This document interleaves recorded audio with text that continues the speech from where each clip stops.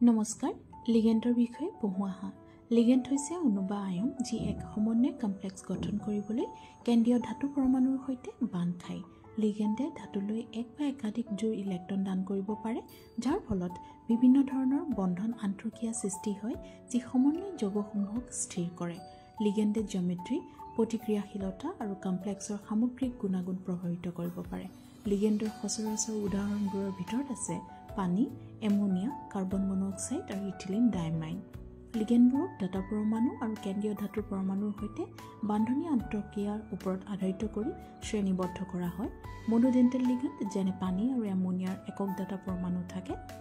আনহাতে বাইডেণ্টেল লিগেণ্ড যেনে ইথাইলিন ডাইমাইন দুটা ডাটা পৰমাণু থাকে যি একে সময়তে ধাতু এটাৰ সৈতে বান্ধি ৰাখিব পাৰে পলিডেণ্টেল লিগেণ্ড যেনে ইডিটিএত একাধিক ডাটা পৰমাণু থাকে যি চেলেট নামৰ স্থিৰ ৰিং গাঁথনি গঠন কৰে হাইড্ৰক্সাইড আয়নৰ দৰে ব্ৰিজিং লিগেণ্ড একাধিক ধাতুৰ পৰমাণুৰ সংযোগ কৰিব পাৰি এম্বিডেণ্টেল লিগেণ্ড যেনে থায়োচাইনেট আৰু নাইট্ৰ একাধিক বান্ধনী স্থান আগবঢ়ায় কিন্তু সাধাৰণতে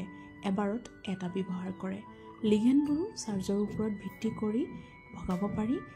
যেনে anionic ligand chloride neutral ligand carbon monoxide আৰু নাইট্ৰছিনাম আয়নৰ দৰে কেটায়নিক লিগেণ্ড থাকে